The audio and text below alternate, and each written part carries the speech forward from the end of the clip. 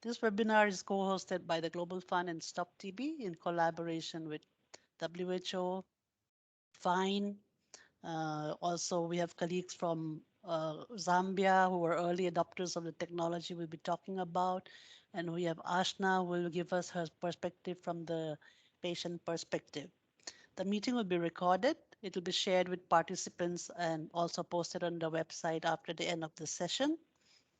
I think today we have a very interesting lineup of presentations that will take place over 1.5 hours. We'll be covering a comprehensive review on digital X-ray plus also other types of the X-rays and CAT technology.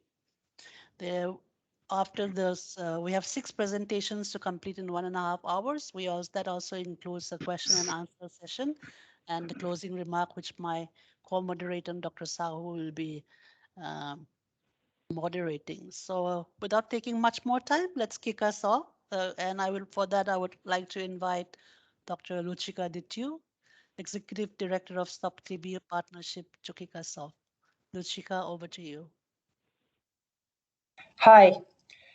So first of all, it's great we are in such a large group here. Few things to say. First of all, thank you. It's a great partnership that we have here with our colleagues. Thank you, Jamie and Eliud's team. And I want to thank very much my colleagues from Stop TB, from TB Reach, and especially you, Zhijian, for all the work to make this happen. And there are okay, so I have still some things appearing on my screen that are worrying me, because you see, it's very interesting that you guys have me as opening, because I am the one that I'm very conservative and very old-fashioned, you know, in all the things. And now when I look at what happens in the world, what it is with all the artificial intelligence, I am at the wow level, you know. This webinar, it celebrates, but also I hope generates a lot of excitement and a lot of interest for groundbreaking innovation and developments in X-ray and artificial intelligence technologies. And I'm a strong believer that it will have a great impact on the TB community as well as in the overall digital health space. As you know, from early month of August, several new and ultra portable X-ray and artificial intelligence powered computer aided detection products are available to be procured through Stop TB GDF catalog, and there is also there is available also some guides, some steps from Stop TB to help countries in utilizing these tools. As you know, we all want to end TB by 2030, and we in the Stop TB, we take it very serious, and it's a sort of, believe it or not, it's not just a sort of the mandate, but we actually believe that we have to do it, and that it's a must, and that we need to do whatever it takes to ensure that it's going to happen. Maybe we will not be in these jobs for several of us, that's a certitude, but we need to create the path for this happening. And new tools, new ideas, and new approaches will be very important to help us achieve that. And you see, for me, I grew up as probably like you, X-ray. It was supposed to happen in a special room, in a special place. It's not that everywhere. Even now, in my hometown in Romania, which is not Bucharest, to take an X-ray, you are not going anywhere to do it. You have to go into a specific polyclinic to book in advance, and then it's still done in a special room. It's a fixed large machine that, you know, people are going in there, and you know, you have a time frame and all these things, and you know, the nurses are leaving the room when it's done and so on. So that's why I'm so excited to have now an opportunity to speak about not portable but ultra portable stuff. It's like, okay, I take an X-ray with my phone, right? And I'm sending the photo somewhere out there. I'm very proud that in Stop TB, we push all these non-conventional ideas, all these new tools, all these principles and approaches, sometimes taking a lot of risks, sometimes works amazing, sometimes it doesn't, sometimes it's very difficult. But I know that from the very early days, our TB Reach initiative piloted artificial intelligence software, ultra-portable X-ray for the screening and triage of TB on the ground. And we also providing implementers around the world funds and technical support to access and try all these tools in their local context. Because it's very important to leading the way to validation in the field, very important part. Drawing on this experience, we had a lot of work in collecting and supporting publishing scientific evidence that contributed to the great WHO policies that recommended artificial intelligence for the first time earlier this year. Thank you very much, WHO colleagues. And consolidating this work, we have in Stop TB launched our own digital health initiative or platform. We call it Digital Health Technology Hub, which unites basically colleagues from across our secretariat, right? Provide resources for the evidence-based, equitable, and sustainable use of digital tools, including obviously Xray and artificial intelligence. So over the last several years, we were really pushing this. We really used and embraced these tools. We are championing it a lot, and I'm extremely happy that we are in this position now to partner all together to be able to share all this knowledge and to push forward the agenda.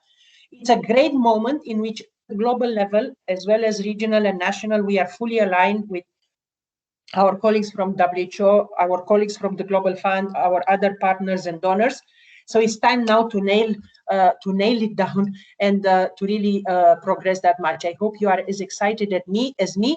Thank you very much, Jamie. These were my words, and let's see what is happening with these tools. Thank you. Thank you very much, Luchika. Up next, I would like to invite Dr. Eliud Wanwolo, the head of TB at the Global Fund, to give his welcome remarks. Thank you, Jamie, and good morning, good afternoon, good evening, colleagues. I'm very much excited to be in this workshop. And I'm excited about the title of this workshop, The Future is Here. Indeed, the future is here. In my 20 years plus working in this space in TB at the country level, regional, and now the Global Fund, I truly think this is a game changer. We have been talking about Xray. Xray is not a new thing. But ultra-portable Xray with artificial intelligence, computerized aided diagnosis, to me, that's a game changer. And I think this is not only a game changer in tuberculosis, but also in the health field, because this can be used not only for TB, but also for COVID and other diseases. So it's a game changer. And I'm very excited that now we are talking about this. And we are not only talking of technology which is there. Our colleagues from Stop TB have already put this in their catalogue, so its availability is available. And us as a Global Fund will be working very closely with all the stakeholders, Stop TB and others, to ensure that countries have this new technology, which they need to use them to diagnose patients. And this is a needed technology because the prevalence survey data have shown us almost half of TB patients, they don't have clinical symptoms. So symptomatic screening of TB should stop. I think we should now start using tools such as these ones to be able to screen patients and be able to diagnose. Because if we use symptomatic screening, we'll be missing half of the patients. And now we have the tools at our disposal to be able to get all patients who have symptoms of TB and to be able to screen them. I think the major bottleneck was on reading of the Xray. And now this computerized aided diagnosis has shown that this is as good as really a radiologist reading an Xray, and probably even better from the study, and we'll see from the presentation today. So we don't have any excuse of not using this technology for diagnosis of TB, and of course, in this context, also COVID. So I'm so much excited about this new innovation. I'm excited and I like the title, The Future is Here. We are living in the future, and I'm excited to be part of it. And really, I'm excited about our patients that will be able to find the missing cases, because as you know, as a Global Fund, we have been pushing together with our partners, Stop TB, WHO, and others on this issue of finding missing cases. And now we have another, arsenal in our disposal to be able to find those who are missing. And this digital technology, ultra-portable digital technology with artificial intelligence is one of our tools which we really need to make sure that countries are accessing it and they are using and to be able to get other patients. So I'll stop there, and I know we have a very long agenda and exciting presentation, and looking forward for the discussion and work with you. But I would like also to thank our colleagues from STOP-TB. It's a joint workshop, and our collaboration has been very strong, and we hope we'll be able to work together to help countries accessing this technology, and also excited and welcome our colleagues from WHO and FIND as well to work together on this. Thanks, and back to you, Jamie.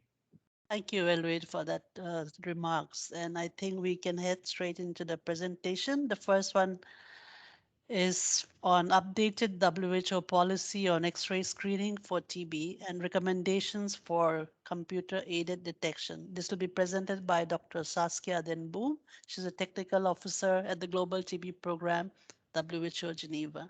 Saskia, over to you. You have 10 minutes. Okay, thanks very much.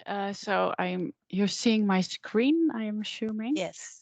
And you can hear me. Okay, thanks very much for the opportunity to present here on the updated WHO policy on X-ray screening and recommendations on CAD. I'm presenting from the Global TB Program at WHO. So let's just see. Yeah, so here we go. So WHO first released guidelines on TB screening in 2013, together with operational guidance. You can see here on the right corner of the screen in green, the old guidelines. But since 2013, a lot of new evidence has become available, and new tools such as CAD have been developed. So it was very much time in 2020 to convene a new guideline development meeting to update the guidelines. And the idea was to consolidate and update recommendations to bring them in line with the most recent evidence, to evaluate these new screening tools and technologies, and to provide more guidance on the use of screening tools and algorithms for specific groups and populations. So in March 2021, on World TB Day, these new guidelines here in orange were published together with an operational handbook. You can access them through this web link and the QR codes on the slide. So the guidelines contained 17 recommendations in two parts. The first were recommendations for populations to be screened, and the second part was on tools to be used for screening in these populations. So during today's talk, because the focus is on chest X-ray, I will exclusively focus on the chest X-ray related recommendations, but I do want to highlight that other screening tests were also recommended in the guidelines. So now let's have a look at the recommendations on chest X-ray and CAD. So the first recommendation is that in adults, individuals aged 15 and older, in the populations in which TB screening is recommended, chest X-ray can now be used as a screening test alone or in combination with other screening tests. And also now, for the first time, WHO is recommending the use of CAD, computer-aided detection software, using artificial intelligence to interpret digital chest X-rays as an alternative to human reading of digital X-rays. And this is for screening or triage for pulmonary TB in adults aged 15 years and older. So at the time of the review, there was no technologies developed for the pediatric population, but it's an area of rapid development, and we hope that there will be improvements in the future in this area. So also for adults and adolescents aged 10 years and older living with HIV, X-ray may be used to screen for TB disease. And for individuals younger than 15 years who are close contacts of a person with TB, chest X-ray can be used alone or in combination with a symptom screen. So currently there's no recommendations to use chest X-ray in children with HIV who are younger than 10 years of age.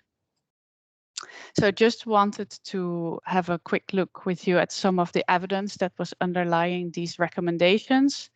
So here we had a systematic review of different screening tests to compare in the general population and high-risk groups. You can see here the performance was reviewed for any abnormality or abnormalities suggestive of TB. And as you can see, sensitivity and specificity were very high and had a much higher sensitivity and a comparable specificity compared to symptom screening. And that's why chest X-ray ranked first among the screening tools in terms of accuracy. When we go to the data for people living with HIV, this was based on an individual patient data analysis. And chest X-ray is already often used in this population for assessing for TB and particularly also for ruling out tuberculosis before starting TB preventive treatment. And in the individual patient data analysis showed that chest X-ray as a screening test used in parallel with symptom screening offers improved sensitivity and comparable specificity to the WHO for symptom screen alone. And in particular, chest X-ray offers a significant improvement in sensitivity for people living with HIV who are enrolled in regular ART care. And in this group, it is the most sensitive screening strategy. So we didn't have enough information to make firm recommendations on the frequency of screening for this group. But we had some data from the WIP3 trial that suggested an annual screening with chest X-ray would be a good strategy to find additional prevalent cases of TB, which would be on top of a regular screening with the WHO for symptom screen at every visit. For children, data from literature review found that using abnormalities suggestive of TB as a positive screen, chest X-ray had a sensitivity of 84% and a specificity of 91%.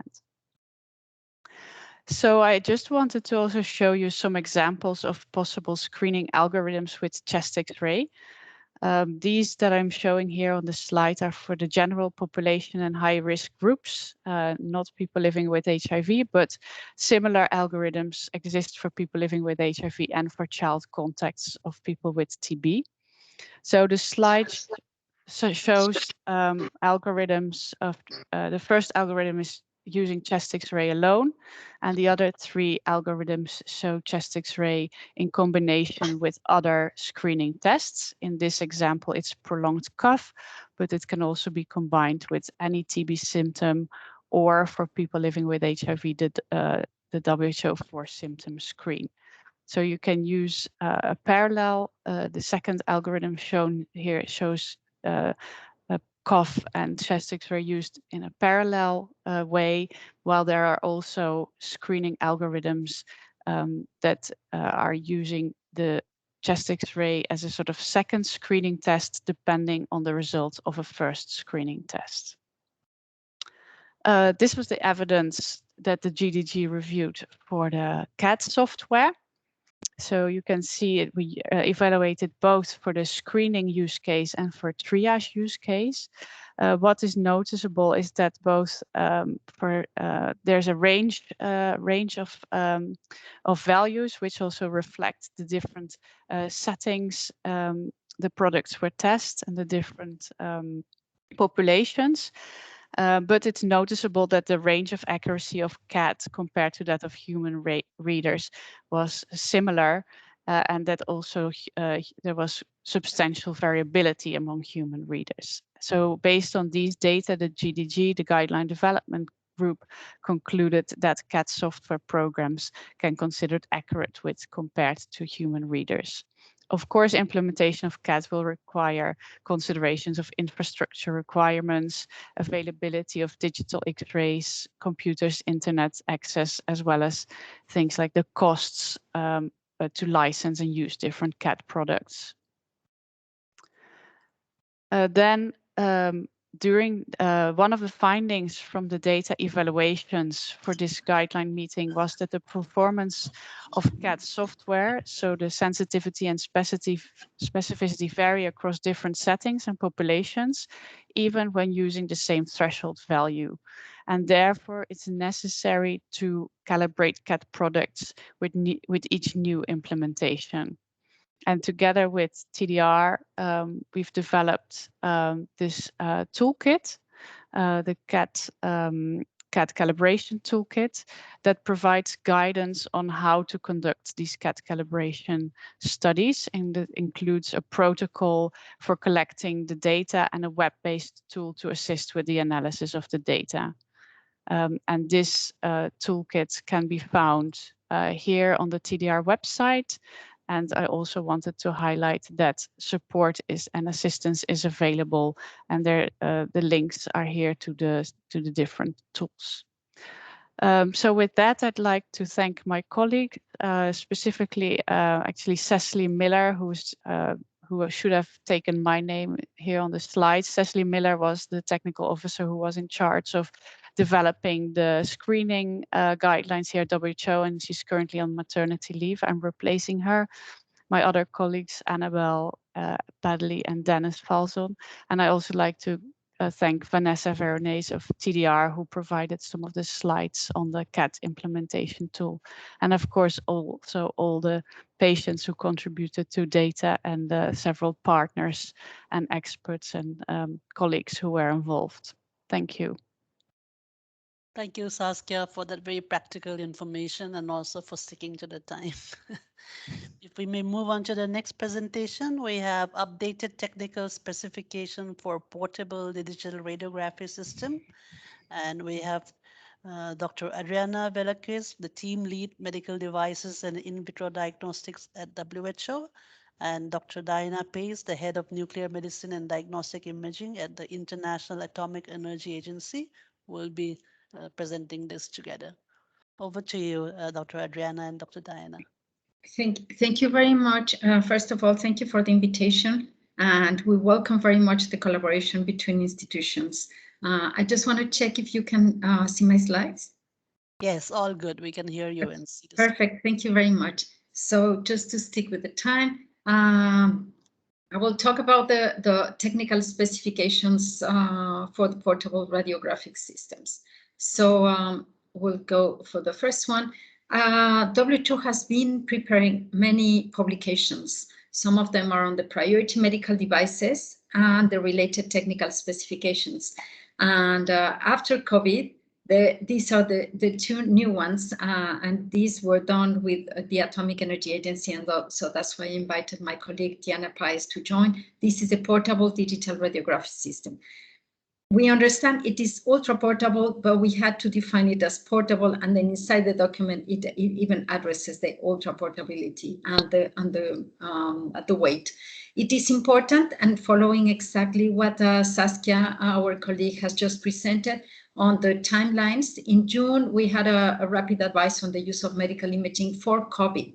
In November 2020, we did with the Atomic Energy Agency technical specifications for imaging equipment, including ultrasound, mobile, X-ray, and CT scanner.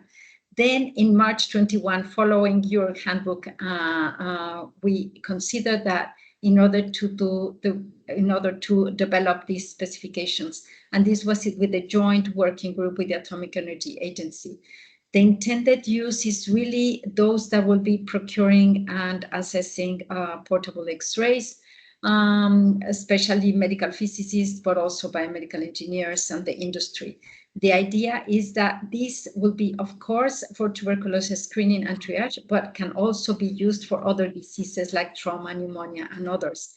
And the main idea is exactly as Luciano was presenting. It is not to be used in a big hospital with big infrastructure. It's really to be used outside of the hospital, in health centers, mobile clinics, etc.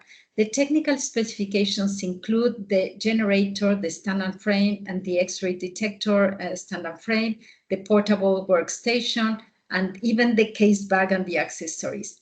It does not cover the CAD because that is covered by our colleagues from FIND. And the technical specifications for all WTO documents include the same topics: technical characteristics, physical characteristics, warranty, maintenance, decommission, safety, and standards.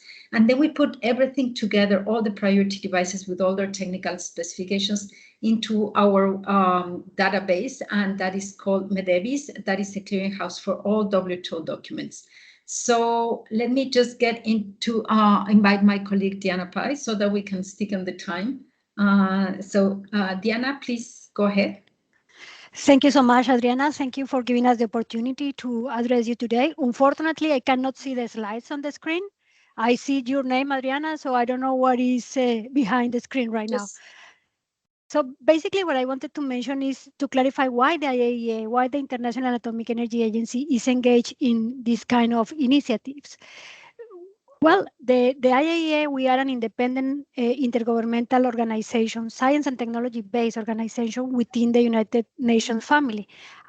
In our agency, our mission is to accelerate and enlarge the contribution of atomic energy to peace, to health, and to prosperity throughout the world, guided by the interests and the needs of the member states. And to accomplish this mission, we have three main areas of work: safeguards and verification, the one that is widely known; the safety and security, we produce all the safety standards for the protection of patients, public workers, and the nuclear sciences and applications. Within the International Atomic Energy Agency's commitment in transferring nuclear technologies for peaceful purposes, we have as part of the nuclear sciences and application, the Division of Human Health. And what we do is to strengthen the capabilities of member states to address the needs related to the prevention, to the diagnosis, and to the treatment of health problems through the application of nuclear techniques. So in this case, we support the establishment or strengthening the practice of radiology, nuclear medicine, radiation oncology, and we're working here with a group of professionals comprised of medical physicists, radiopharmacists, radiologists, nuclear medicine physicians, and we also have the colleagues in the safety departments.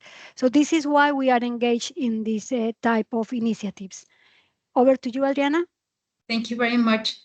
I was passing the slides as you were speaking. Thank you, Diana. Thank you so much. We are very happy to be collaborating in this group together. Thank you. Over. It is also a pleasure for us. Thank you for the opportunity. Thank you, Dr. Adriana and Diana. Very much appreciated. Thanks for coming into this meeting and sharing your expertise with us.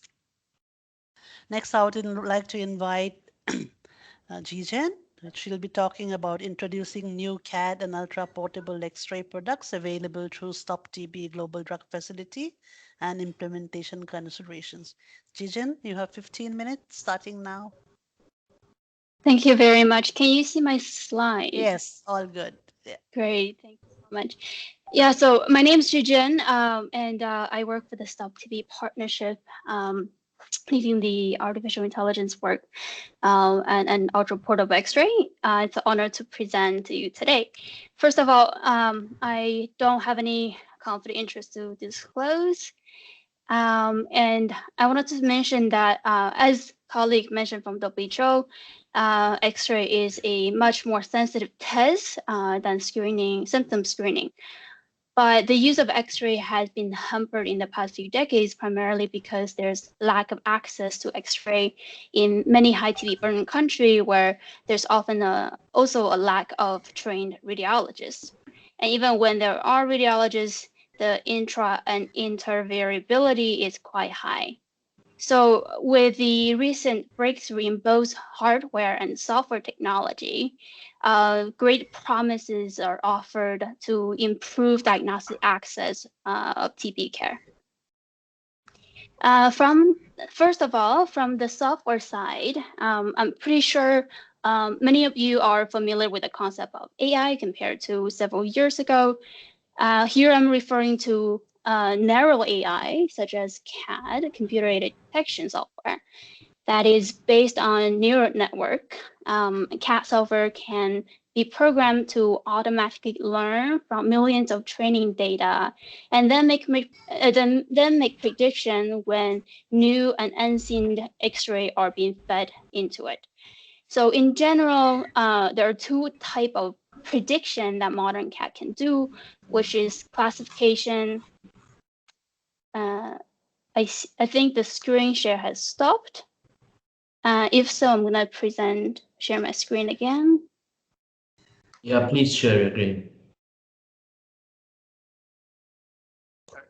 Okay. No, in the system. We see it now. If you can put it on display mode.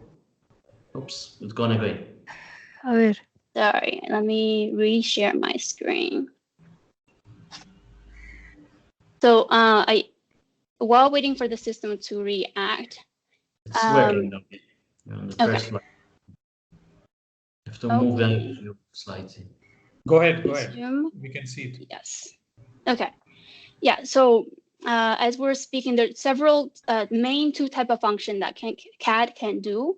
The first is classification, which is this picture of a cat or a dog as an example, or object detection, which is to allocate where the abnormality is.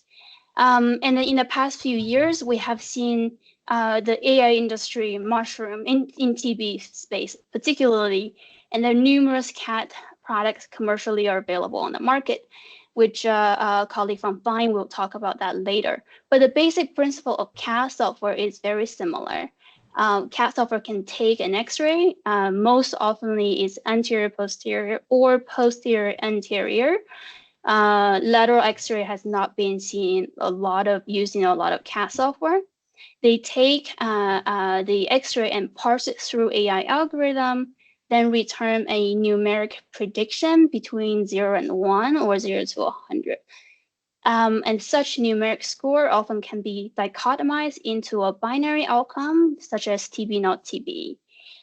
There's a growing number of CAD software that can report also on non-TB abnormality, such as calcification, opacity, and etc. And in the format that are very similar to radiological report. However, it's to be clear to highlight that the performance of non-TB abnormality has not been documented in a lot of independent study. So last year, SubTB has launched an open tender to procure CAD software, and early this month, 2 CAD products are added to the GDF catalog. So CAD for TB version 7, which is the latest version, and there's another one which is a lesser known product called Infrared, the Urchis from Infravision. So since normally people ask about the price, so I'll first talk about the pricing. The negotiated pricing is very competitive, and it's the first time that a more sustainable pricing model of CAD software is available. So as you can see on the slides, country now can procure perpetual CAD software license for unlimited number of reads through GDF. But please note that one license will be linked to only one X-ray machine. There are also necessary hardware pieces for CAD reading for procurement. One CAD for TB box, which will come with a 10-inch tablet free of charge, is priced at about $2,700. And an infrared laptop, a dedicated laptop, is around $2,000. Training installation can also be procured separately, and the price listed here are per software license. An initial support and maintenance of 1 year is included in the software license, but user can choose to extend that up to 5 years by purchasing the extension. Interestingly, there are also a volume-based discount when purchasing the CAD for TB software license. And there's also a small discount when CAD for TB is purchased with the X-ray system, which I'll talk about that later. So how does CAD for TB and infrared perform in terms of diagnostic accuracy? It's first to know that the 3 CAD products that were reviewed by the WHO for the policy recommendation includes CAD for TB, but does not include infrared. And there's only one paper actually from us that just came out on Lancet Digital Health this month that look at the performance of the two products on the same data set. That data set also has not been seen by any AI company for training. So since CAD product can produce a continuous score, there are essentially a limited number of sensitivity and specificity pairs. So when we look at the diagnostic accuracy, we look at the ROC curve, which plot all the sensitivity and specificity pair. The higher the area under the ROC curve AUC, the better the CAD products is. As you can see on the slide, CAD for TB has an AUC around 90.3%, and the InfraVision is about 85%. The differences between the two is statistically significant. And how does the two products compare against the WHO TPP for triage tests, which we know should be around 90% sensitivity and 70% specificity? Although one can argue that TPP is more aspirational, for the sake of comparison, we fix the sensitivity as 90%. CAD for TB has a specificity around above 70%, while infrared has a specificity of 62%. Similar finding when we fix the specificity at the 70%. So in addition to diagnostic accuracy and the cost that I mentioned, there are also other criteria to consider when selecting a CAD vendor, such as what's the existing market reach, is there any prior experience using the tool in the country of interest, and from this perspective, we know the two products in the catalog varies a lot. And their ability to report other long abnormality with the caveat there's no independent evaluation data on the accuracy of those performance.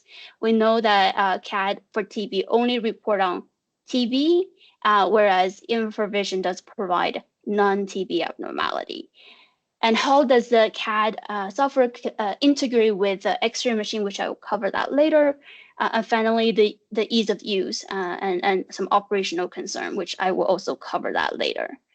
Now, in terms of ultra-portable Xray, which is our colleague has explained earlier in the presentation, in the portable Xray technical specification presentation, we're very excited about this recent advance in Xray technology.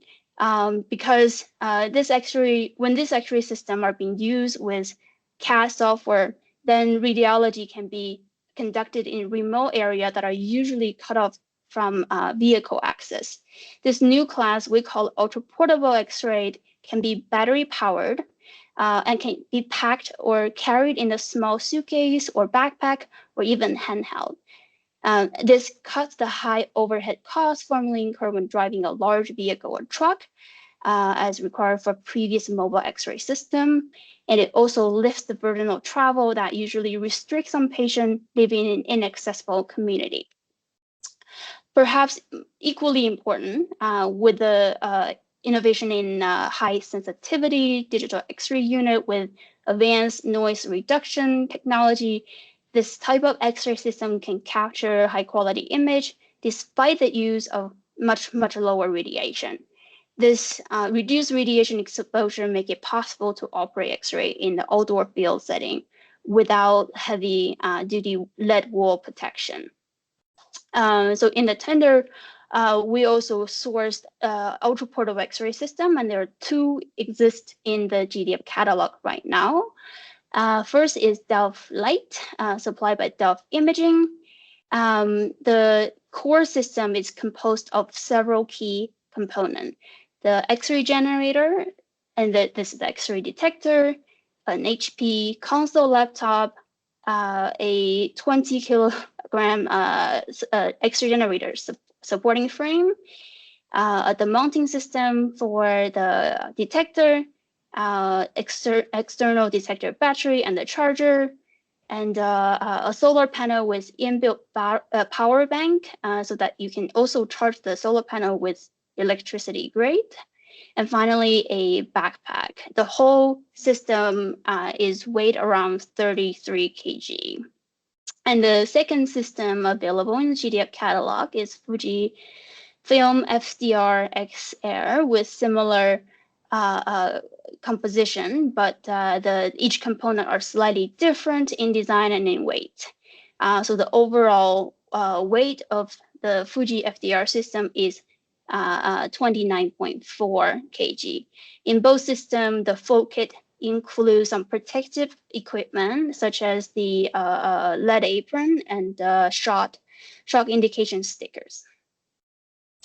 So pricing, again, most people are wondering. So for both systems, the price through GDF are quite competitive and well below the market price. One Divelite full kit is around $69,000 with a small volume-based discount, and a one full kit of FDR Xray is around $47,000. And installation training can be procured separately. And there are also warranty extension items exist. And the warranty we provide is a comprehensive one, which cover all the component and accessory. But please note that any damage caused by misuse are normally not covered in this comprehensive warranty. So there's some key implementation consideration to be highlighted. So first of all, earlier this month, the STBP partnership has published a practical guide on the use of the tool technology, which offer many implementation relevant information. You can find this document through the link here. It also provides more technical detail of the 4 products I mentioned before, and it also provides high-level implementation plan, budgetary consideration, budget plan template, resource on data privacy, threshold score selection, that I will cover some of them in the next few slides. So first of all, the most important question and often being asked is, if I want to buy a Divelite system, do I have to use CAD for TB? Or if I want to use Fuji and whatnot? So the answer is no. For the 4 products in the GDF catalog, the user can choose and mix them whichever way they want. It's just that how the integration will occur and the exact configuration will depend on the product selection as well as the internet connection type. So what I mean by that is, so as an example, in offline use, which might be arguably the most commonly expected way of deployment methods, and both CAD software in the GDF catalog can be used offline. And the integration configuration will differ depending on the selection of the CAD software. With CAD for TB, a CAD for TB box is necessary to be purchased and then need to be connected with whichever Xray workstation console. This CAD for TB box will receive Xray from the console and analyze it locally and generate the CAD results and send it back to the console laptop. A user can view both the CAD result and the initial Xray from the console laptop. As for infrared, the infrared laptop is mandatory to be used, which functions similarly as the CAD for TB box. For online use now, this is also a possibility, but mind you, strong and stable internet connection is required for this type of deployment. And the integration configuration will differ then by the selection of the Xray system. So there are 2 types of Xray again. Divelite, when you want to use this type of Xray, there's no additional piece of hardware required to run either CAD software online. The Xray workstation will simply receive Xray image and immediately transmit them to the CAD cloud server for analysis. Then the CAD output is then being fetched and displayed on the Xray console. However, some Xray system supplier restrict installation of any third-party software, which is the case of Fuji FDR. Another piece of device, in this case, either a laptop or a tablet, is needed to, in addition to the Fuji system, in order to access the CAD cloud server. When used with CAD for TB software, user must purchase the CAD for TB box with, either can purchase the CAD for TB box, which come with a free tablet you can use as a second device. But then, of course, if there's already an existing second device with monitors, such as a desktop, it can also be used as a second device. No additional purchase will be needed. So then how it works is that the second device will receive the X-ray image from Fuji Console Advanced and is connected to the CAD cloud portal. Finally, the CAD result, once it's been generated, is then fetched and displayed on the second device. And although portable X-ray, ultra-portable X-ray has been always marketed as for their portability, but it's important to highlight that the overall weight, as I mentioned before, of the all necessary component can be around 30 kilograms. I would certainly not be comfortable to carry the entire system by myself. And also those are very dedicated devices. So it's strongly recommended that at least 2 people should be allocated to carry the system during transportation. Radiation safety is also commonly raised concern. Although there are much less radiation being admitted, there's arguably a gap in the international policy regulating this type of X-ray use in the outdoor setting. We know that colleagues from WHO and IAEA are currently working on addressing such a need. So depending on the local regulation, it's possible that the use outdoor can be restricted. And I think, yes. And it's also very important to notice, although the whole system is battery powered, but the throughput of the system when it's only being used, battery can be quite limited. The fly system can take about 200 exposure when only used on battery without the solar panel, according to early implementer. The Fuji FDR system, however, has been labeled. We lost your screen, Jijin, and if you can rush, so that we can go on to the next one. Yes, absolutely. So I'm getting the screen back. So the Fuji FDR system, in our experience from the field, when it's being operated on battery, you can only take about 30 to 40 exposure. So it's quite important to take the external battery bank with you, although it's not very heavy. And it's also important to know that the Fuji system procured through the GDF system is of the newer version, which allowed charging and operation at the same time. With the additional battery, the manufacturer claim you can take about 300 exposure. Finally, another important piece to mention is the infrared laptop and the CAD for TB box needed for offline use. CAD for TB box needs AC connection. There's no built-in battery, although the infrared laptop can be used with a built-in battery for about 10 hours. For the interest of time, I'll quickly go over the next few slides. I want to mention there is another mode of deployment in addition to online and offline, which is called hybrid.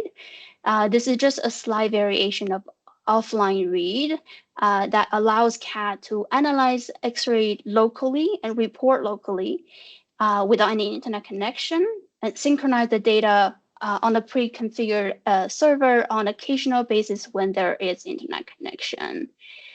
This is a 2x2 table comparing the pros and cons of the 4 possible combinations. You can find them in the practical guide I will not cover today. And I will touch a little bit on data privacy because this is an important concern with any health data being generated and transmitted using CAD. We have addressed this issue by mandating in the principal agreement with the 2 CAD company in the GDF agreement to restrict the data use and stipulate that by default, the data owner is the for any user who purchased through GDF catalog, they will be the default owner. And also by default, any data involved are legally protected so that they can only be used for the purpose of CAD interpretation and nothing else, unless a written concern is provided by the owner. We also had a legal consultant work on 2 legal data documents. One is called DPA, Data Processing Agreement. Another is Non-Disclosure Agreement. The 2 templates are drafted with the idea to maximize the protection of data owner instead of CAD company, and you can find the template online. And finally, on threshold score selection, this is one of the quite important issue in terms of implementation. What I wanted to emphasize is that because the output of CAD is continuous, and that you can have infinite number of possible pair of the sensitivity and specificity, this ability is also an advantage and a disadvantage, because it gives people the opportunity to adapt and set up flexible program for a specific goal. For example, under certain circumstances, a higher threshold score can be used. This will result in higher specificity but lower sensitivity. This means test positive rate will be higher and then cost less, but it will be more people with TB will be possibly be missed. In the different circumstances, like in the immigrant screening, when the priority or in the program where the priority is to find more TB patient with less restriction on resources, then the lower threshold score is favored. There's a consensus that there is no universal threshold score across the platform in different settings, so it's key that CAD user should be adapting the threshold score based on the setting. And to find the optimal and ideal threshold score can be quite scientifically rigorous and complex. For the on this webinar, we can say that it's strongly recommended that users who work with specialists and consultants to find the most optimal threshold score. Yeah, so that's all. Sorry for taking so long and the glitches with the screen. Thank you so much. Thank you, Jijin. I think, yeah, this is indeed very exciting that we already have 2 products, and I hope we will have many more in the future. I think what's really exciting for me is, you know, we no longer have to pay per X-ray read. I mean, that was an issue with some countries who tried this earlier. For every reading, they were charging $1 or something. Through GDF, we can have a package, and that will cover unlimited number of X-ray reads. So I hope that encourages many more people to be able to do that. Yeah. So thank you with that. And I think our next presenter we have from Fine. Fine actually released a landscape technology earlier this year, and we are hoping to hear from Dr. Morten Ruwald, who's the head of TB program at Fine, to talk to us about chest radiography and CAT solutions for TB diagnostics, the technology landscape. Over to you, Dr. Morten.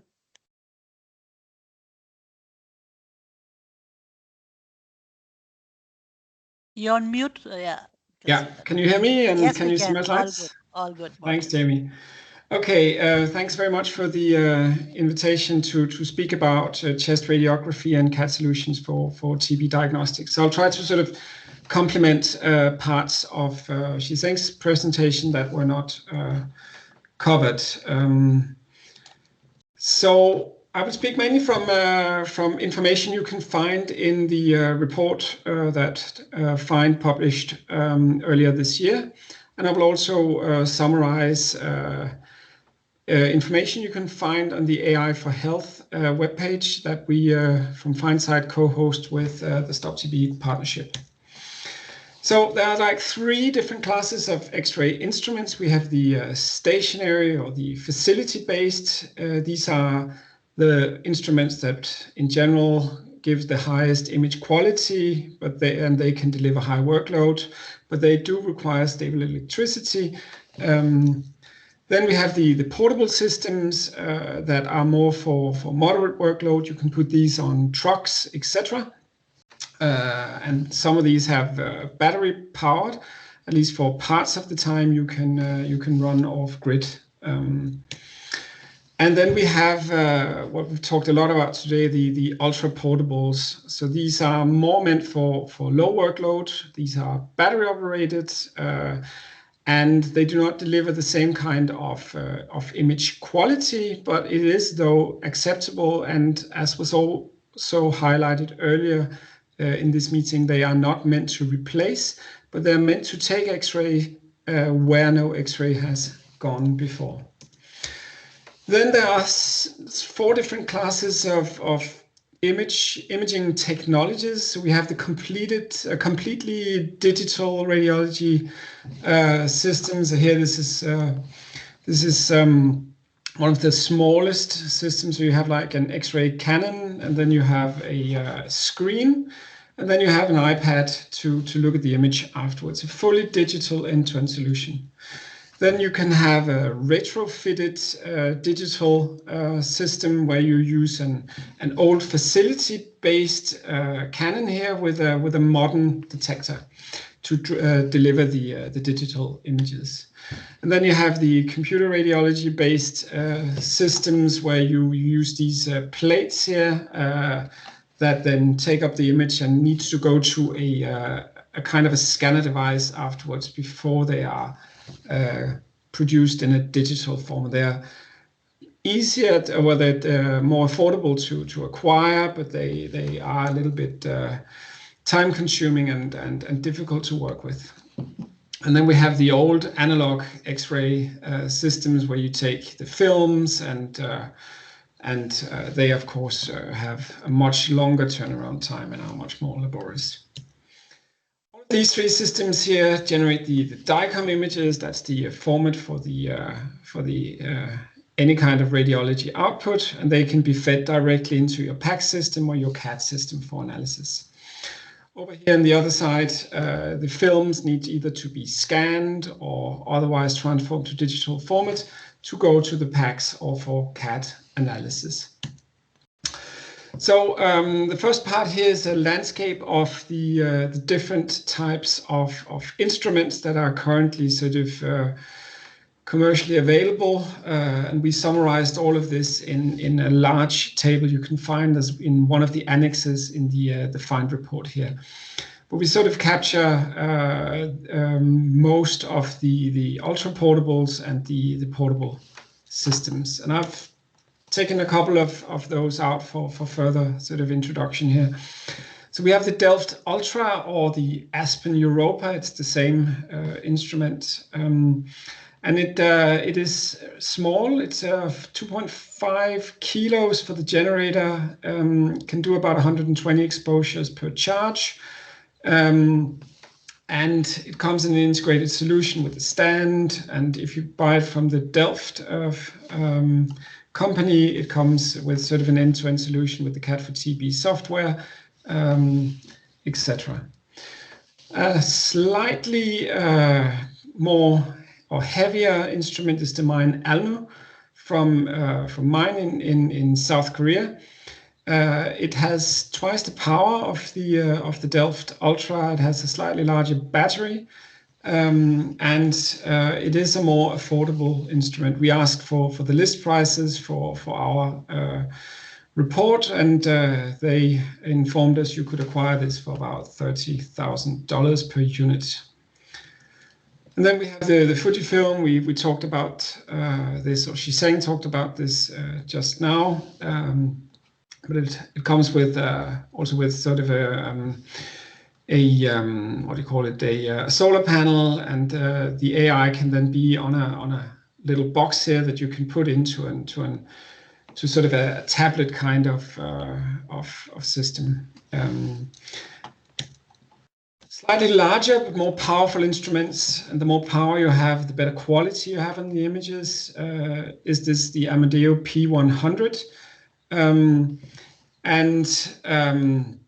It has a higher battery, a larger battery, can do more exposures, and also generate higher power.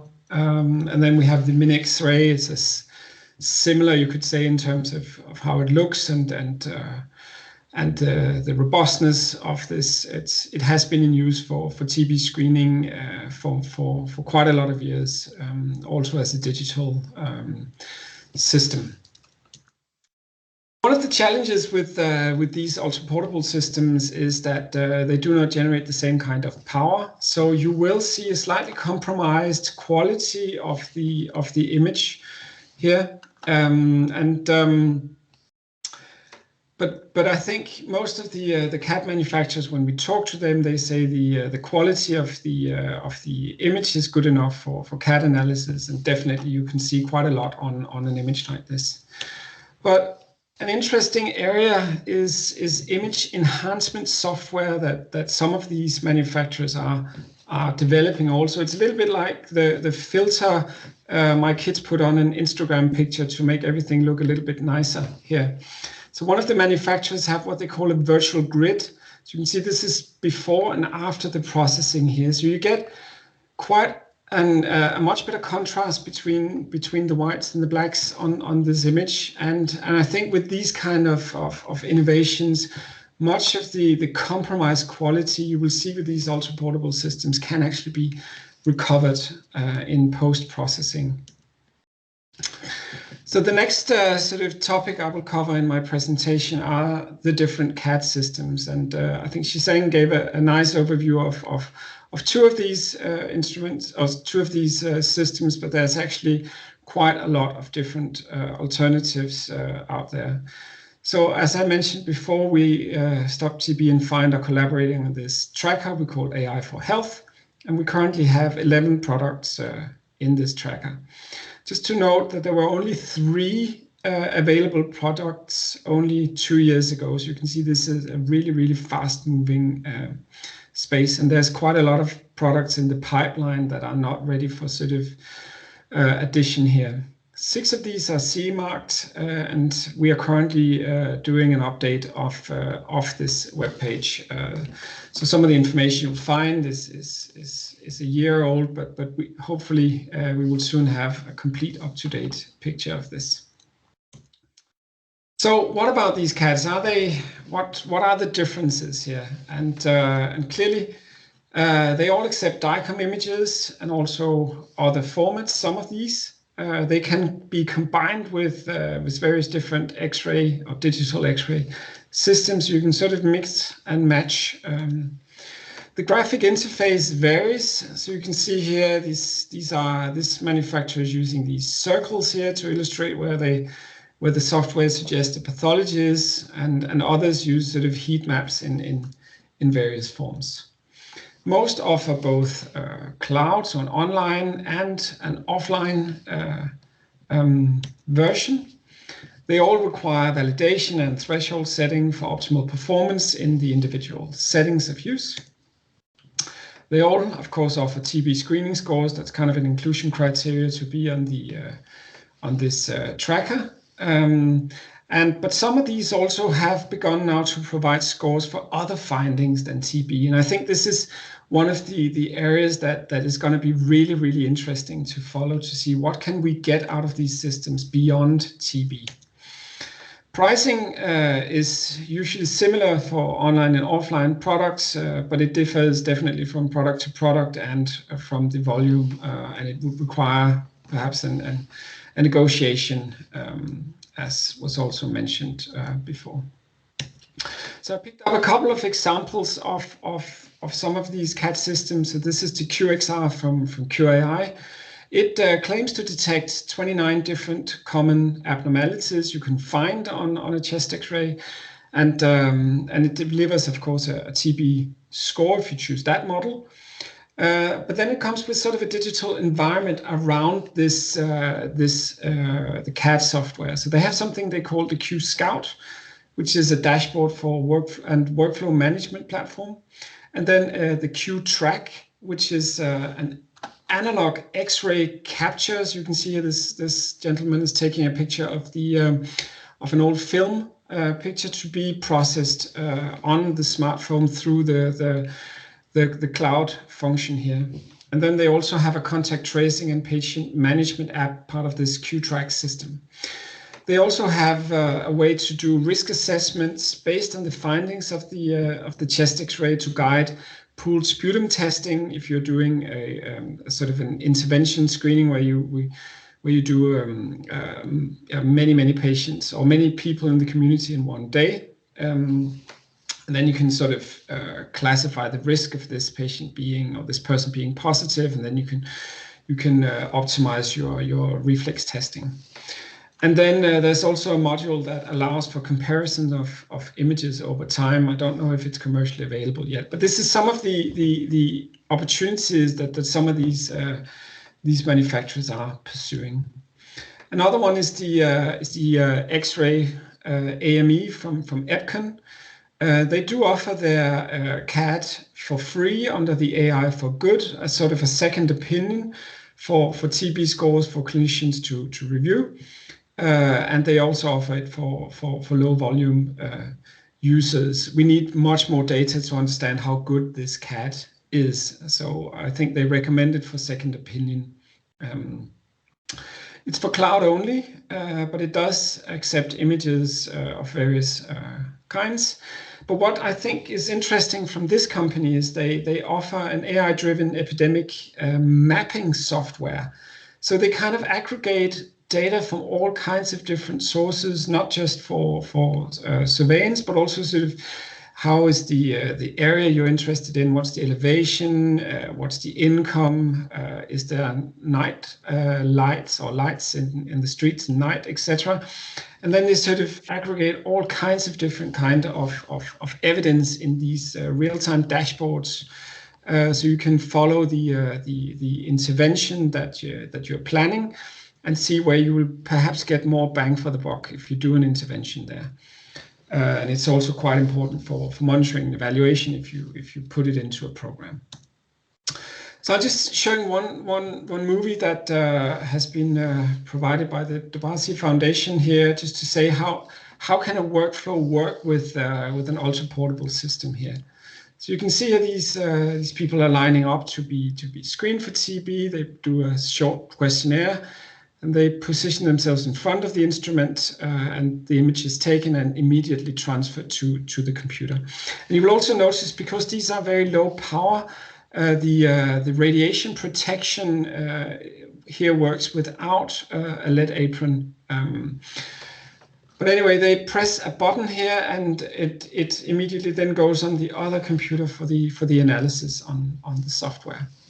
I think I'll finish here by just pulling out a couple of take-home messages and perspectives on this very interesting space.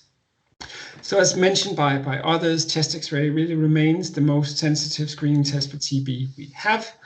The digital systems are getting more affordable, and they are getting more portable. I would still not call these cheap instruments, but they're clearly getting in the right direction. There are many different CAD softwares entering the market. There are frequent upgrades and more features added, and it is a difficult space to navigate in when a program needs to select this.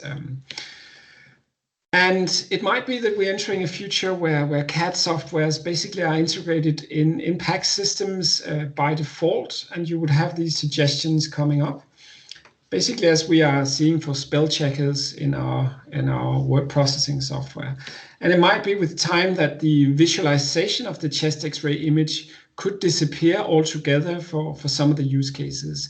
You could put this into the hands of people who do not know how to read or do not have the required training to read X-ray images. But as long as it provides reliable scores to direct the next step for an individual in a cascade of care, it might not be that important. And I think I will stop here and say thank you for your attention. Thank you very much, Martin. That was a really comprehensive presentation. And I want to thank you also for adding so much of additional information besides what we now have in the GBF catalog. I know many of my colleagues were interested in the retrofit that you described. So I hope that was answered. With that, I'll now pass on to Dr. Suvanand Sahu, who will be taking us over the next set of presentations, the question answers, and the closing. Dr. Sahu, over to you. Thank you, Jamie. Thank you. So we are a bit behind, maybe about 15, 17 minutes behind. So I would encourage all the speakers to respond to the questions in the chat. There's a very active chat, those of you who are not following that. And that's that shows the interest of the audience here, because we will have less time for discussion, or we may not have time. So please go ahead and put your questions in the chat, and I would request presenters to please answer them. So now we go to our next presenter, and this is experience from the field. This is experiences of an early implementer, the use of ultra portable X-ray and CAD in Zambia. We have Dr. Monde Muyoeta from the TB, she's TB program director at CIDERS in Zambia. Dr. Monde, the floor is yours. Please go ahead, share your screen and unmute yourself. Thank you very much. Good morning, good afternoon, and good evening to everyone. As already introduced, I'm from Zambia, working for CIDERS.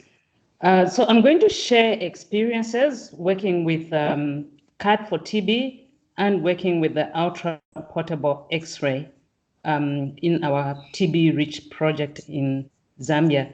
Also just wanted to mention that our group has been working with CAD for TB since 2011. So we were amongst the earliest implementers of CAD for TB and provided some of the very early data that was used for training. So the project is a childhood TB project and aims to improve TB case detection in children aged 0 to 14 years old.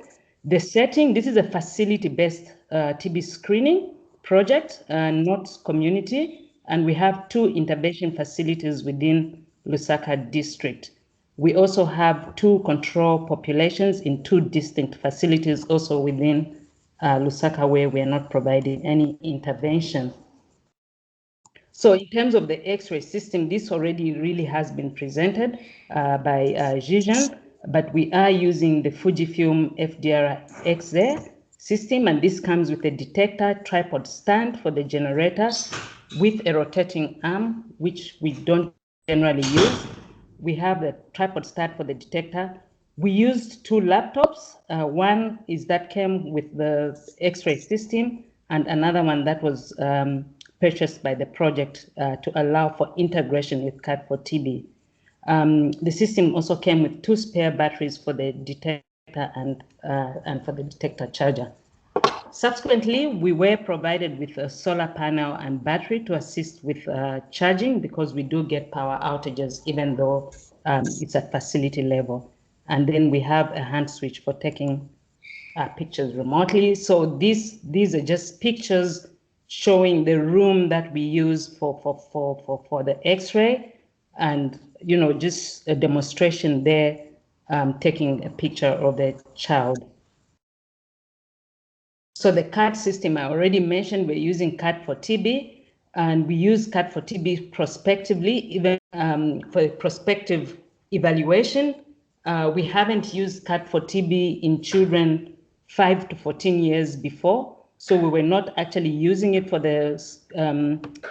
making decisions, but rather to be able to analyze the data and provide evidence of its performance in our pediatric age group. Of course, it comes with a CAD for TB box shown there to the right, and came with the additional laptop that we needed to integrate it with the Fujifilm. I just wanted to mention there that we also have I'll call it a retrospective evaluation using QR AI, where we are uploading images, anonymized images, to allow us to also validate QR system. We were not able to install the QR system on the Fujifilm laptop. So in terms of field setup and configuration, so this has already been mentioned. We needed internet. We integrated the 2 systems. But however, with CAT for TB, we can use it with or without internet.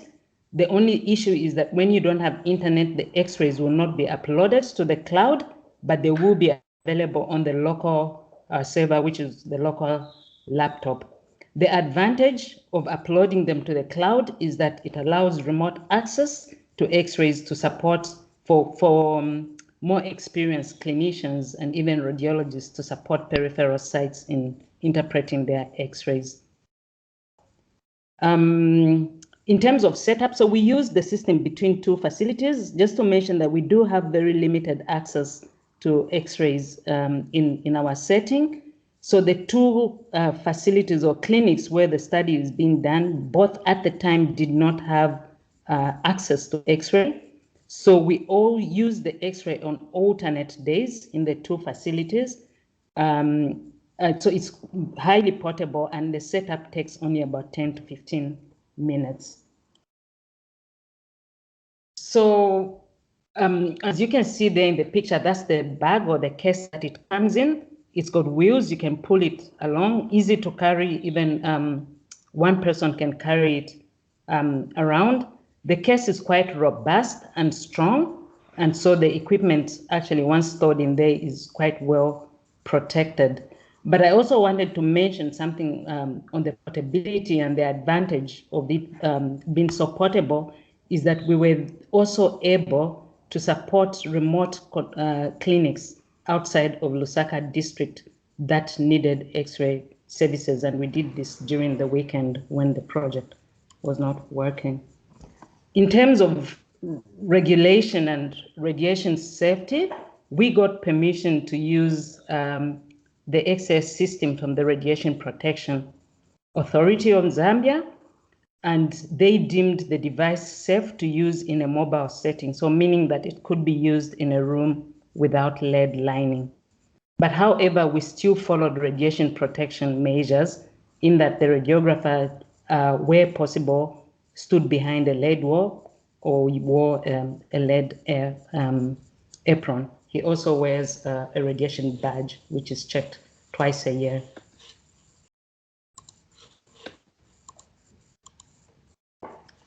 In terms of challenges, some of the challenges we experienced were delays in uploading images when the internet was not available. So when this happened, it meant that remote clinicians were not available to support the teams to read difficult chest X-rays.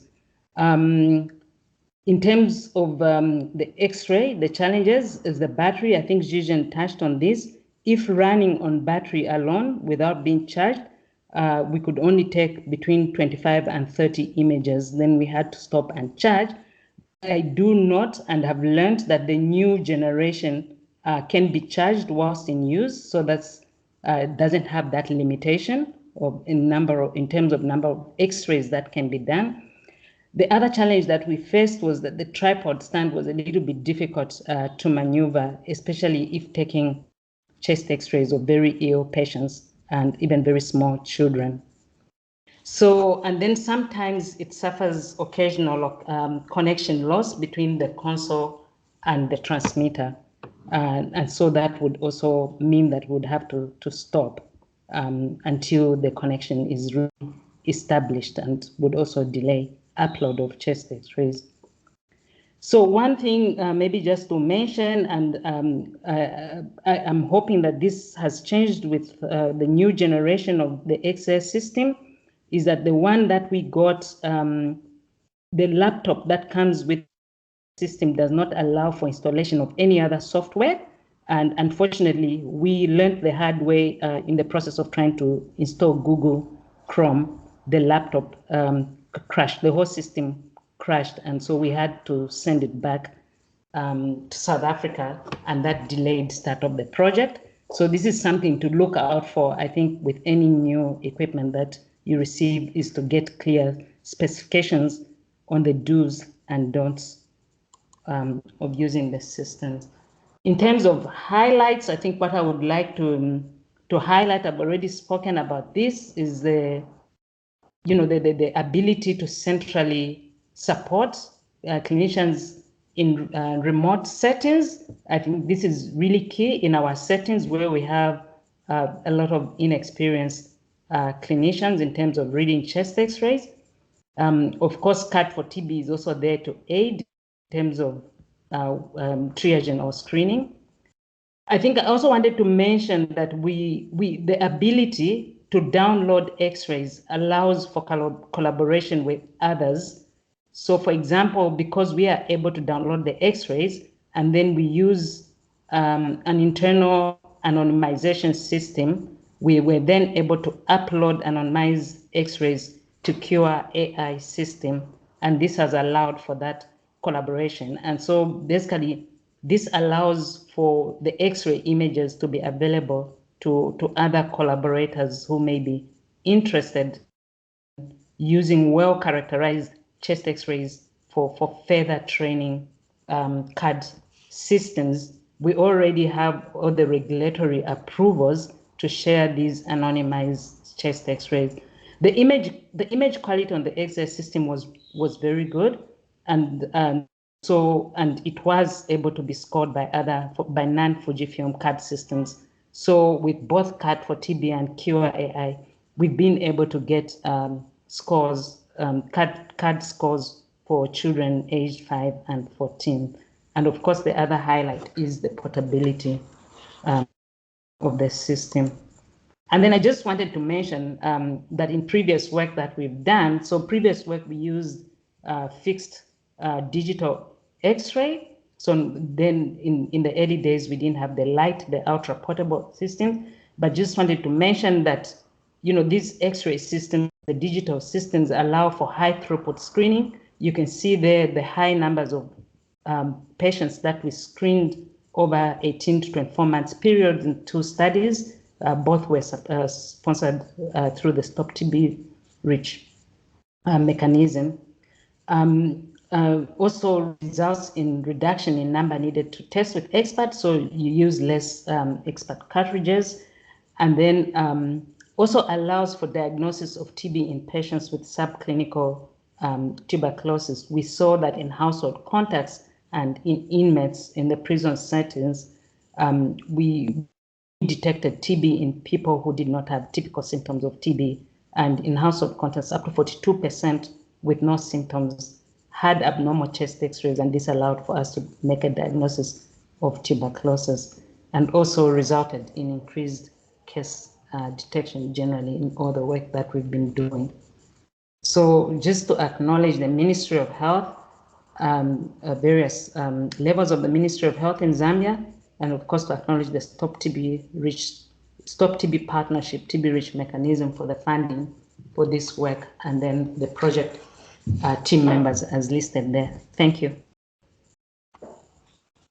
Thank you, Monde, for sharing your experiences. Very important points there. I also recall your previous work that you had done amongst the prison population and so on.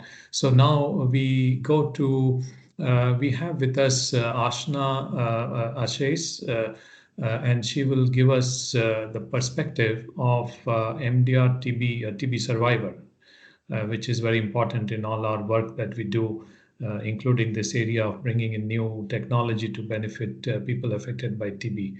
Ashna, the floor is yours. Please go ahead.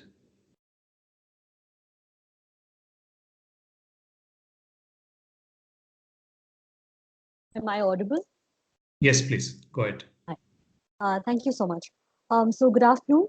I'm Ashna Ashish. I'm an MDR, TB, and COVID survivor. I'm also a lawyer and a public health professional, and a fellow at Survivors Against TB. Just to give you some context of my work in TB, I'm an advocate with Survivors Against TB, which is India's first community and survivor-led collective. And we work on advocating for key issues in TB. We work with diverse stakeholders to advocate for person-centered and community-centered paradigms of care in TB in India. I'm here today to give the survivor perspective on the value of the Xray and CAD technology. So to begin with, as a collective, we at SATB have been strongly advocating for improved TB diagnostics, both at the national and regional level in India. And we support hundreds of patients, and whenever they approach us, Their stories begin the same way, mostly with issues of misdiagnosis or delayed diagnosis. And one of the most chilling things that I've heard in my work when I've interacted with them is if only they could have diagnosed us in time, maybe we wouldn't have to suffer so much. TB in India is often diagnosed quite late. It can take as long as 2 months for a person to get the right diagnosis. Patients often end up running around to multiple health providers before they finally discover that they have TB. This not just costs them their time, but in some cases even their life. Further, the lack of a universal DST being implemented thoroughly also means that these cases are often mismanaged, and this almost always leads to an increase in the transmission of drug-resistant cases of TB. Against this backdrop, having the Xray and CAD technology is incredibly valuable because, as we all know, the chest X-ray radiography is one of the most sensitive tools for screening for pulmonary TB. And when you combine the portable or the ultra-portable X-ray with the CAD offline solution, that is very, very valuable in geographies where infrastructure may be limited, but burdens may be high. That said, there are challenges from two perspectives that I'd like to bring forth, and I'm speaking primarily from my experience in India and my work in India, but I'm sure some of this would also apply to LMICs in general and can be extrapolated, broadly speaking, with a pinch of salt, of course. The first set of challenges I want to look at is from a public health perspective, health systems perspective, more or less. So while the X-ray is a highly sensitive tool, the issues that we run into here in India are the imaging quality may be an issue in certain places. Secondly, we need qualified people to interpret these X-rays, and they often tend to be in short supply. And this is a huge challenge because while we're looking at introducing technologies, what we're falling behind in is building capacity to effectively implement and employ those technologies. So that's one challenge. The other is in rural areas, often imaging centers are very far away. So that becomes an issue in terms of accessibility of reliable diagnostics there. The third is the slow-paced sort of investment in health systems in countries like India and other LMICs. And the dilly-dallying in decision-making. Just by way of example, CAD has been around for a while now, but its uptake in LMICs is still relatively slow. And the fourth important challenge here is the lack of patient education. Most people who are supposed to be subjected to these tests don't even know. An X-ray, sure, many people may know, but the whole X-ray CAD combined, it's not something that the knowledge is not accessible to people at large here in terms of what it means and why it's necessary and why it's more effective. Now, I want to come at this from a patient perspective. So broadly in our work at SATB, based on the inputs we've received from patients and communities, we can look at it in terms of three issues when it comes to diagnosis, which is accuracy of tests, accessibility, and affordability. Most patients in India have to travel long distances to get to reliable testing. Accessibility is particularly an issue in remote settings or rural settings. Interestingly, in India, over 60% of the population seeks care in the private sector, which means diagnosis there is costly. There are often cases of misdiagnosis and delayed diagnosis. And that brings us to the question that we may have accurate technologies out there, but what use are they if they are not affordable or accessible to the patient? Broadly, if you look at this in light of COVID now, which is another thing that has significantly impacted TB services. So we at SATB had done a prospective study to analyze the impact of COVID on TB services in India. And what emerged there is that diagnosis was a prime area of concern, with many patients not being able to access their centers, being worried about safe testing.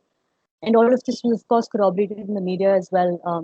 You must have followed it, where diagnostic centers were shut down during the first lockdown. About 50%, for instance, in the city I'm in, which is Patna in Bihar, it's a state in eastern India, 50% of the diagnostic centers were shut down here. And even the national program recorded a fall in notifications because patients were unable to access diagnostic centers. So with the coming in of COVID, now TB diagnosis has become even more challenging. In light of that, while the Xray and CAD technologies are promising, just to sum up, here are some things we need to keep in mind, both from a patient perspective and a health systems perspective. When countries choose the Xray and CAD combination, it has to be such that it can work across geographies in the country, and particularly work in limited infrastructure settings where there is poor electricity supply or poor internet connectivity. The second is we have to improve access, and particularly in light of COVID and using this portable, ultra portable X-rays with CAD to sort of provide access to these remote areas and high burden geographies is very, very relevant. Diagnosis again has to be affordable. So given that in India, most people seek care in the private sector, public-private partnerships here would make sense, and they already exist to a large extent, but they need to be scaled up where patients can be provided vouchers for diagnosis. And the other cost that we often don't think about is most people, when they have to travel so far to get tests, they have to spend a lot of money just on transport. So national programs need to think about some kind of social support scheme where that cost is comped for and a patient does not have to pay out of his pocket, because very often what happens is patients don't have the money to go get the tests they need done, even if the test is free. They can't reach the center where the test is free. And the fourth most important thing is survivors and community have to be at the table, because they can bring forth the challenges that patients are facing, the needs that patients have, and having that input, we can then operationalize TB diagnosis in such a way that it speaks to patient needs and is relevant to the local context. Thank you so much for having me here, and I'd like to thank the Global Fund, Stop TB, and my wonderful co-panelists for the informative session. Thank you. Thank you, Asna. We have actually gone over the time now. So I suggest that we will not have the Q&A session now, but I will try to conclude. And I would request someone to save the chat. The chat is very rich, a lot of questions, a lot of answers, a lot of comments that'll help all of us as we move forward in this area. So now quickly, I will try to conclude this with a few remarks. And this is indeed, the title is very apt. The future is here. I recall a similar brown bag, which was actually in person before COVID a few years ago, where we had discussed in the Global Health Campus in Geneva with a number of partners there, what research is happening in this area and possible use cases. And now it is great to see it is actually unfolding in front of us. We saw also some use case happening, some implementers' perspectives and so on. Now, from the Stop TB partnership perspective, we have been leading in this space for many years. Now we see a lot of partners which are interested and have contributed, so that is great. We have supported pilots through our TB Reach project, and also now we are planning a bigger support for scale up and rollout in countries. We will continue to work on many areas where there is still need to get more data to improve. I will not go into the details of that, but I would just let you know that we plan to work further in the near future to get some information that people need in terms of implementing this in a more efficient way. We will also work with getting more evidence and evidence-based, supporting evidence-based implementation of this new tools. And also to inform you, some of you probably are already involved, the new global plan is being developed for 2023 to 2030. That's the future, right? So even in that global plan, we got strong feedback in our consultations to include X-ray with CAD and also to include subclinical TB. So all of that is being currently costed, that it will happen at a very large scale. And this is great to think about, and very timely discussion on this issue of X-ray, ultra portable, and CAD that we had today. So now we heard about the guidelines, the normative things from WHO. We saw that the products are there in the StopTB GDF catalog. And also to, as I saw in the chat, that people want this catalog to expand further and include new products there, which will happen. We heard the strong commitment of Global Fund. We also heard perspectives from FIND, an implementer in the field, and a TB survivor. So what is holding us now? I think we have a responsibility, all of us collectively, to make this technology available to the people affected by TB who need it the most. So look forward to that kind of a scale up. Thanks to all the speakers, panelists, all the people who participated, the rich chat we had, and thanks for joining this meeting. So we close the meeting now. Thank you and wish you all the best. Bye, everyone. Have a good day. Thank you. Thank you, everyone. Thank you, everyone. Thank you. Thank you. Bye. Thank you. Thank you. Thank you.